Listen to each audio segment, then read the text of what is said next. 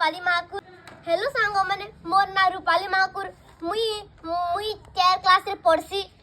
मुई आज डंगा बनाबार के जाऊ छे। देख पहला छाधा हूँ कि रफ जेंता हाले गली कि पहला एक पेपर टे नेबो तापरे इनगरी मुड़बो तापरे इनता कोरी इना करबो इनता एटा साइड हेबार कथा एका हला नून नेमा अरे बे बोटा करबो बेले रमुक टोपी बेगिर बनावा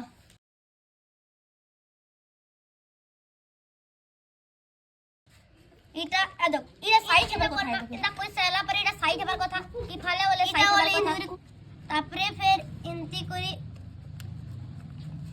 नेमा करके फिर आगे इनती करी नेमा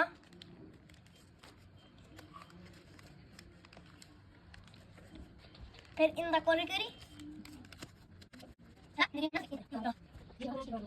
यानी मो डगाटा सक्सेसफुल ही जाई कि ना ही जे ट्राई करमा डगा तर आपे आपे पहरू छे आ आमे वर्षा पानी वाले करि परबा पानी पड़ी दिसी आ इना तमे घरे निजे ट्राई करी कमेंट माध्यम